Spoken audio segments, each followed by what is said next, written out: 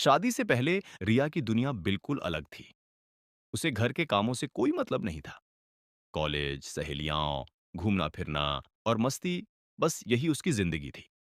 माँ जब भी कहती, "थोड़ा घर का काम सीख लो," तो वह हंसकर टाल देती। उसे लगता था कि अभी तो पूरी जिंदगी पड़ी है।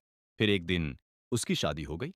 नया घर, नए लोग और नई जिम्मेदारियां। शादी के कुछ ही दिनों बाद रिया को रसोई संभालने की जिम्मेदारी दे दी गई। पहले ही दिन उसके हाथ-पांव फूल गए। उसे ठीक से पता भी नहीं था कि कौन सी चीज कहाँ रखी है, किस बर्तन में क्या बनता है। कभी दाल में नमक ज्यादा हो जाता, तो कभी सब्जी में मसाला कम पड़ जाता, कभी रोटियां घोल नहीं बनती, तो कभी रसोई साफ करने में देर हो जाती। लेकिन उसकी सास हर काम में कोई न कोई कमी निकाल ही देती। इतनी देर क्यों लग गई? सब्जी में स्वाद नहीं है। रिया चुपचाप सब सुनती रहती।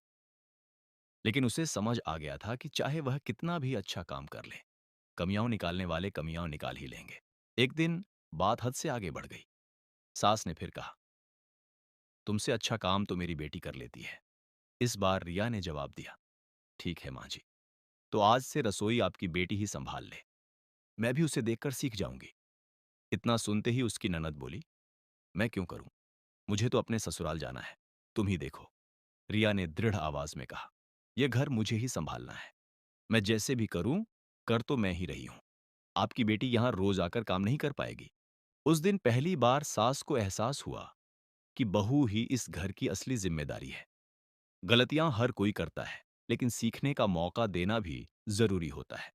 समय के साथ वही रिया, जो शादी से पहले कुछ नहीं जानती थी, पूरे घर को बड़ी समझदारी से संभालने लगी। और उस दिन उसे सच में समझ आया, जिम्मेदारी इंसान को बदल देती है।